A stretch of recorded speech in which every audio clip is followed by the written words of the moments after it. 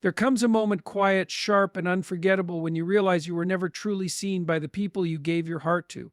You gave everything: your time, your loyalty, your gentleness, your strength. You bled emotionally in places they never even visited. And when you needed just a fraction of that back, there was silence, or worse, indifference. It doesn't just hurt, it fractures the soul. But that fracture, as devastating as it feels, is not the end. It is the beginning of something far more important: the reconstruction of a self that no longer begs to be chosen. This message is not about them, it is about you, about the truth you've been avoiding and the healing you deserve.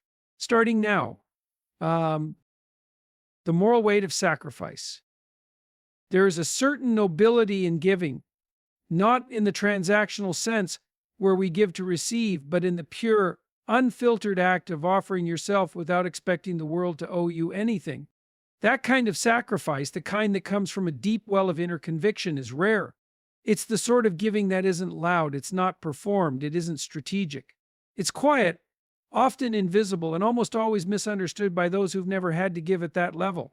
And when that sacrifice is poured into a person, a relationship, or a cause that refuses to even acknowledge its existence, the damage is not merely emotional, it's existential. You start to question your sense of reality. Was it worth it? Did they ever care? Was I blind? These aren't just passing thoughts, they're the whispers that echo in the silence left by those who took everything and gave nothing back. The danger here is subtle but profound: the erosion of belief in your own goodness. When you offer your best to someone and they discard it as if it were nothing, it begins to twist your perception. You might start to think your best was never valuable in the first place. That lie that your worth is determined by someone else's inability to recognize it is the first wound that must be named. But make no mistake, giving everything is not weakness. It is strength of the highest order. It takes courage to be generous in a world that too often rewards calculation over character. It takes inner solidity to offer love, consistency, patience, and truth to people who haven't done the internal work to receive it. The one who gives without manipulation is not naive, they are principled. The one who remains loyal, even when it's inconvenient, isn't a fool, they are committed. And the one who stays present even when the room grows cold isn't needy, they are resilient. If you have given everything and been met with nothing, it says more about the depth of your spirit than it does about the void inside theirs. But here lies the true burden. Moral sacrifice carries an invisible weight. When you give and receive no recognition, no reciprocation, no acknowledgement, it doesn't just hurt your feelings. It begins to bend the structure of your identity. You start suppressing parts of yourself to fit into molds that were never meant for someone of your depth. You shrink, you silence your needs, you rationalize their absence. And slowly, the moral act of giving turns into a survival tactic you keep pouring out because you hope, somewhere deep down, that enough sacrifice will finally earn you a place in their heart. But that is not love. That is self-erasure. And the world doesn't tell you this. The world often rewards those who are loud, those who take, those who demand, those who place conditions on their affection. Meanwhile, the giver is often dismissed as too sensitive, too intense, or too much. But they're not too much. They are just in the wrong environment. You don't plant a tree in sand and blame the tree for not thriving. You don't place a diamond in the hands of someone who only values plastic and then question the diamond's worth. And yet, that's what happens to so many people who carry the gift of genuine sacrifice. They find themselves devalued, not because they lack worth, but because they were never truly seen. At some point, the giver must confront this truth. There is a moral difference between giving from abundance and giving into a void. One nourishes both the giver and the receiver. The other slowly starves the soul. And this is the moment where healing begins, not by giving less, not by hardening your heart, but by honoring the sanctity of what you gave. You were not weak to love them. You were not foolish to believe in them. But you must not stay in places where your essence is consumed rather than cherished. The turning point, then, is not in becoming bitter. That would be another form of loss, letting them change the purity of your nature. The real transformation lies in learning discernment. Not everyone deserves access to your giving. Not everyone has the capacity to receive what you offer, and you must stop punishing yourself for thinking they did. Your heart was in the right place. Your effort was real. Your sacrifice meant something. Even if they never saw it, even if they never valued it, the moral weight of what you gave will never be erased. It is written into the architecture of your character. This is your invitation to rise not with anger, but with clarity, to look back not in bitterness, but in understanding, to stop measuring your worth by their response and start remembering who you were before the world made you forget. Giving everything to the wrong person does not make you wrong, it makes you awake. And now, awake, you must walk forward. You must heal, not by becoming less of yourself, but by becoming more rooted in the truth of your own goodness. The lie of reciprocity. One of the most painful illusions we carry is the belief that love will naturally be returned in equal measure. That if we show up with sincerity, others will do the same. That if we are loyal, they will be too. It feels like a fair assumption. In childhood, we are taught that good behavior earns good results. If you're kind, people will like you. If you're patient, they'll eventually understand.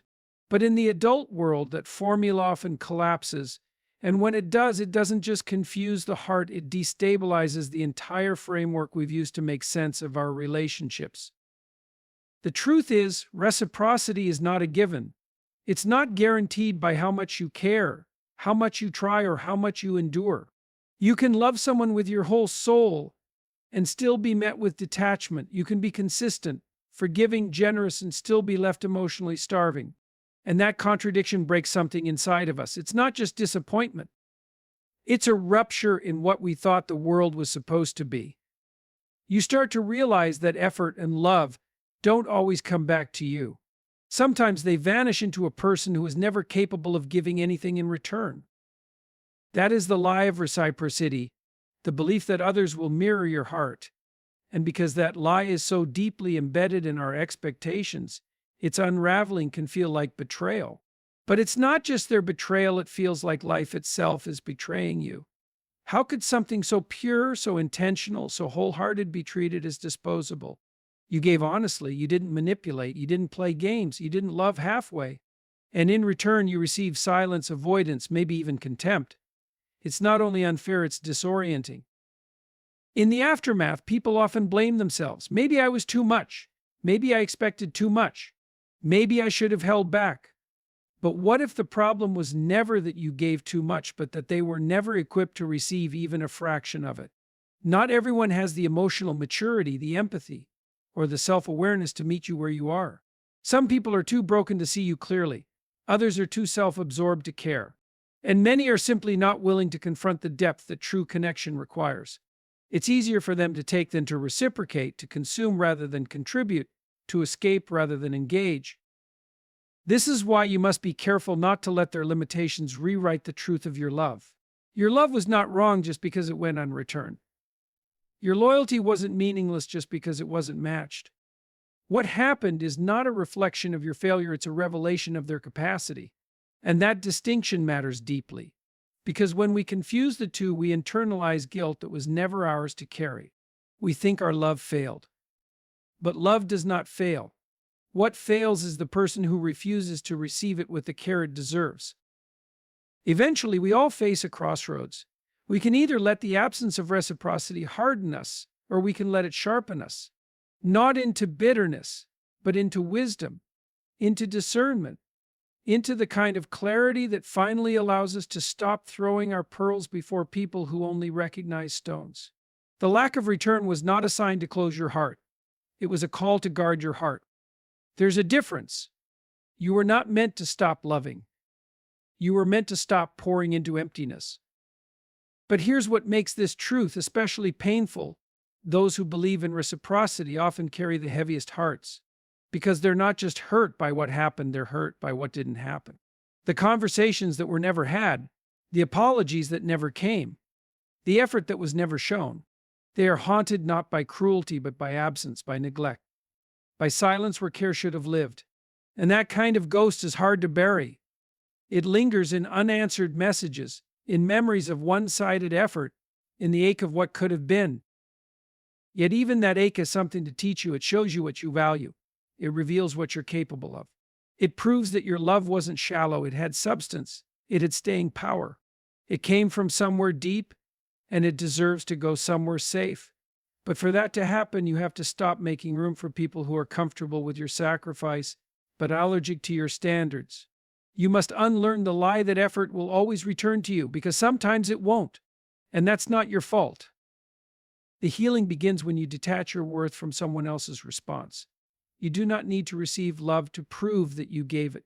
You do not need someone else's effort to validate your own. When you understand that, something powerful happens. You stop chasing people. You stop begging for crumbs. You stop shrinking yourself in hopes of being chosen. And instead, you begin to choose. You choose peace. You choose clarity. You choose to no longer negotiate your worth with people who treat love like a convenience. Let this be the lesson: love is sacred. Effort is sacred. And your belief in reciprocity, though bruised, is not broken, it is simply wiser now. You still have the power to give, but this time it will be with eyes open, with standards intact, and with the unshakable knowledge that your value was never dependent on what they gave you in return. The internal collapse after emotional exploitation. When someone drains you emotionally, the damage doesn't always show on the outside. There are no bruises, no visible scars, but inside something begins to collapse. Slowly, quietly. And unless you've lived through it, it's almost impossible to explain how a person can appear composed on the surface while silently crumbling within. You start by doubting little things: your reactions, your memory, your gut feelings. At first, it seems harmless. You tell yourself you're being overly sensitive, maybe too needy. You dismiss the subtle signs that something feels off, but those small doubts pile up. They multiply each time your efforts are overlooked, each time your vulnerability is met with distance, each time your pain is minimized or brushed aside. And eventually, those doubts become a lens through which you begin to see yourself as fundamentally flawed. Emotional exploitation doesn't always happen with loud, obvious cruelty. Often it wears a softer mask, one of passive neglect, inconsistency, or emotional unavailability. And the person on the receiving end doesn't always recognize it right away, because love can cloud your judgment. I hope can silence your instincts. You think, if I just love them better, maybe they'll change. But what you don't realize in that moment is that you're slowly rewriting your identity to fit inside someone else's absence. This is how the collapse begins. You start abandoning parts of yourself just to maintain connection. You suppress your needs to keep the peace. You avoid difficult conversations out of fear they'll walk away. Piece by piece, your emotional foundation starts to crack. And still, you tell yourself it's love, because you've attached your worth to keeping them. You begin to confuse your survival strategy with genuine intimacy. But let's be clear. When someone requires you to erase your emotional reality to keep them close, they are not loving you, they are using you as a mirror for their own comfort. And over time, that kind of dynamic doesn't just wear you down, it changes you. You become hesitant. You become unsure of your voice. You find yourself walking on eggshells in places where you used to feel free. Your natural light starts to dim, and you don't even realize how much of yourself you've lost until it's too quiet inside to ignore. Perhaps the hardest part is that the people who emotionally exploit others often do it without ever raising their voice. They may never insult you outright, but they will ignore your emotional cues. They will turn their back when you reach out. They will give you just enough to keep you hoping, but never enough to make you feel safe. And that is its own kind of violence, a subtle, soul-deep depletion that leaves you feeling invisible in the very space where you tried to be most real. And the irony? The more depleted you feel, the harder you try. You give more. You apologize first. You shrink, hoping they'll finally see your worth, but this only reinforces the imbalance, because emotional exploiters don't respond to your deeper needs, they respond to your silence. As long as you keep quiet about your pain, as long as you keep playing the part, they remain comfortable, and you remain trapped. Eventually, you start to feel numb. That's what happens when a soul has been ignored for too long. You no longer react with emotion because your body starts protecting itself through detachment. You're present, but you're not alive. You're functioning but not feeling. You go through the motions of your life, but your inner world is a ghost town, empty, abandoned, echoing with all the things you were never allowed to express. But here's the turning point. Once you can name this numbness, you begin the process of reclaiming yourself. It doesn't happen all at once. At first, you may feel guilt for setting boundaries. You may feel shame for walking away. But that discomfort is not a sign you're doing something wrong, it's a sign you're waking up. And when you wake up from emotional exploitation, you begin to rebuild not just your boundaries, but your sense of identity. You start to remember what it feels like to breathe fully again. You realize that love shouldn't cost you your voice. That loyalty shouldn't require your silence. That emotional safety isn't a luxury, it's a necessity. And once you taste the peace that comes from no longer being exploited, you become far less willing to tolerate anything that resembles your past collapse. Healing from emotional exploitation is not just about moving on, it's about reconstruction. It's about relearning how to trust your own emotions, how to listen to your gut without needing someone else's permission. It's about recognizing that the version of you that tried so hard to keep everything together was never weak. That version of you was surviving in conditions where you were slowly disappearing. And now your healing requires you to reappear fully, unapologetically, and on your own terms. You are not broken because they never valued your emotional presence. You are not lost because they failed to hold space for your truth. You are distorted, yes. Dimmed, yes. But you are not destroyed. And what has been bent by emotional starvation can be straightened again through self-respect, clarity, and the steady rebuilding of trust in yourself. That is the work now, not to prove anything to them, but to restore what was lost in you, to stop collapsing for love, to stop disappearing in hopes of being seen, because real connection will never require your disappearance. And the person you are becoming, the one rising from the wreckage, is not fragile. They are forged. They are rooted. And they will never again mistake silence for peace. The power of acknowledging the void. There is a silence that follows emotional betrayal, not the peaceful kind, but the type that sits heavily in your chest. It's the silence of realizing that what you thought was mutual was, in fact, one-sided. It's the echo that remains when all the words you once spoke with sincerity now go unanswered. And in that quiet, something unfamiliar begins to grow a void, but most people don't want to acknowledge it. Because to confront the void is to confront the truth that you were emotionally alone, even when you were physically present. At first, you try to explain it away. You tell yourself they were just going through something. That maybe your expectations were too high. That maybe if you had just been more patient, more understanding, things would have shifted. But deep down, you felt it long before it became obvious. You noticed how your presence didn't spark engagement, how your pain wasn't met with concern, how your joy felt too loud in a room built for emotional distance. And you began to shrink, not because you lacked light, but because they couldn't hold it. Still, you kept trying. You poured energy into their void, hoping to turn it into connection. But the truth is, you can't fill someone's emotional absence with your presence alone. That void wasn't just circumstantial, it was foundational. It wasn't that they didn't hear you, it was that they weren't trying to. And once you recognize that truth, you come face to face with a hard but necessary reality. The person you gave so much to never truly showed up for you. That recognition hurts. It's not just sadness, it's grief. You grieve not only the relationship, but the version of yourself that stayed, hoping something would bloom in barren soil. You grieve the missed chances to speak your truth more clearly. You grieve the effort you extended to someone who didn't value it. And grief, when left unacknowledged, doesn't disappear. It becomes emotional clutter, shaping how you see the world and yourself. That's why the first step in healing isn't to run from the void, it's to face it. Facing the void means admitting that love alone isn't enough to make a relationship thrive. It requires presence, it requires effort, it requires reciprocity. And when those elements are missing, pretending they're there only prolongs your suffering. Many people stay trapped in emotionally hollow dynamics because they fear what will happen if they stop pretending. They fear the loneliness that might surface. They fear the shame of admitting they poured into someone who never intended to pour back. But that loneliness, as uncomfortable as it is also clarifying. Because in that stillness, you begin to see the difference between being alone and being lonely in someone else's presence.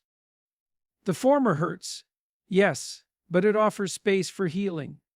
The latter slowly erodes your self-worth, convincing you that your needs are too much, your emotions too complicated, your presence too demanding. But you are not too much. You were simply asking to be seen in a place where visibility was never offered. That's why acknowledging the void is not about assigning blame, it's about reclaiming reality. It's about removing the illusion that someone almost loved you enough. Almost becomes the most dangerous word in these situations. Almost cared, almost changed, almost stayed, but almost is not connection, almost does not nourish the soul. Almost keeps you in a cycle of waiting for closure that will never come. And healing begins when you stop chasing almost and start accepting what is. The power of this acknowledgement lies in its ability to reset your emotional compass. It reminds you that love, at its core, is not about proving your value to someone who cannot see it. It's about honoring your value even when others dismiss it. The void doesn't mean you failed. It means you were in a space that couldn't hold what you offered. And recognizing that isn't weakness, it's growth. It's the quiet strength of choosing to no longer invest in emptiness. This is where healing deepens, not when someone comes back to apologize, not when the past suddenly makes sense, but when you stop needing those things to move forward. You can walk away without bitterness. You can acknowledge the loss without letting it define you. And most importantly, you can begin again, not with less heart, but with more wisdom. The void once felt like the end. But in truth, it was the beginning of self-restoration. It was the moment your silence became a signal not of defeat, but of awakening. And now that awakening invites you to no longer negotiate for crumbs of connection, to no longer mistake presence for participation, to no longer call emotional vacancy love. You are not broken because they left you with nothing. You are rising because you finally chose to face what that nothing meant. And from here forward, you will not settle for absence in the disguise of companionship. You will not shrink inside another person's silence. Because now you've faced the void and you've realized the only thing more powerful than being hurt is choosing to heal anyway. Reclaiming your voice and inner dignity. There comes a point in every healing journey when silence becomes too heavy to carry. Not the quiet of peace, but the silence of suppression. The silence you were forced to hold, because speaking your truth meant risking rejection, judgment, or abandonment. Over time, this silence takes root in your body. It shapes how you walk into rooms, how you hold back your opinions, how you pause before expressing your feelings. And without even realizing it, your voice, your most authentic self, fades into the background. Reclaiming your voice is not about shouting to be heard. It's not about proving your worth to the people who refuse to see it. It's about remembering that you were never meant to live small to make others comfortable. Your voice carries your history, your passion, your instincts, your needs. And when that voice is constantly silenced by manipulation, by emotional neglect, or by your own internalized fear, you begin to believe that staying quiet is the only way to stay safe. But safety bought through self-abandonment is not real safety, it's survival. And surviving is not the same as living. At some point, you must ask yourself, how long will I keep making myself smaller just to be tolerated? How long will I swallow my truth just to avoid shaking someone else's illusion of control? How long will I keep apologizing for simply existing with emotion, with needs, with depth? You see, when you give everything and receive nothing, it creates an imbalance so profound that even your own emotions begin to feel like a burden. You second-guess your instincts. You hesitate to name your pain. You wonder if maybe silence is the better option. But deep down, you know the truth. Staying silent didn't protect you, it only delayed the collapse. And every moment you spent shrinking for someone else was a betrayal of the deepest parts of yourself. This is why reclaiming your voice is not a performance, it's a return. A return to the parts of you that were once unafraid to speak, to feel, to set boundaries. It's about honoring the version of you that existed before they taught you that your feelings were inconvenient. It's about picking up the pieces they ignored and rebuilding your self-worth from the inside out. Reclaiming your dignity means no longer seeking validation from those who discarded your value. It means standing in your truth, even when your voice shakes. It means recognizing that your emotions are not liabilities, they are signals. They are the way your soul speaks. And anyone who taught you to silence those signals was not protecting you. They were protecting their own comfort at the cost of your wholeness. You don't reclaim your dignity by demanding apologies. You reclaim it by no longer needing them to move forward. You reclaim it the moment you stop waiting for them to understand your pain and start tending to it yourself. You reclaim it when you realize that boundaries are not walls, they are doorways back to self-respect. The process isn't linear. Some days you'll still feel the echo of their absence. Some days you'll still hear the voice in your head telling you to keep the peace by staying silent. But healing doesn't mean the pain disappears. It means the pain no longer controls your choices. And that is dignity, choosing yourself even when it's hard, refusing to betray your own truth even when silence feels easier. And dignity doesn't require revenge or retaliation. It doesn't demand that others acknowledge what they did. It doesn't need loud declarations or dramatic exits. Sometimes the most dignified thing you can do is simply walk away. Not with bitterness, but with clarity. Not with resentment, but with resolve. You walk away because staying would require you to keep performing a version of yourself that no longer exists. Your voice is not a weapon, it's a compass. It leads you back to yourself when you've been lost in someone else's chaos. It reminds you that you were never too emotional, too much, or too intense. You were simply in an environment that lacked the capacity to honor your depth. And now your job is to build a life where your depth is not only welcome but necessary. This is not about becoming loud for the sake of being heard, it's about becoming clear so you never again abandon your truth. It's about recognizing that real dignity is quiet confidence, it's the calm in your soul when you no longer need to convince anyone of your worth. When you reclaim your voice, you stop asking, "Why didn't they see me?" and start declaring, "I see myself now." That shift changes everything. It shifts the way you speak, the way you show up, the way you love. Because when your voice is rooted in self-respect, it no longer seeks permission to exist. It simply speaks, and that, in itself, becomes a healing. You were never created to live invisible. You were not born to bend yourself into silence. You have the right to feel deeply, to speak honestly, to live boldly. And the person you are becoming now, the one who no longer gives everything to those who gave nothing, carries a power that can't be taken away again. Your healing is not loud, it's steady, it's sacred, and it begins each time you speak your truth, not for them, but for you.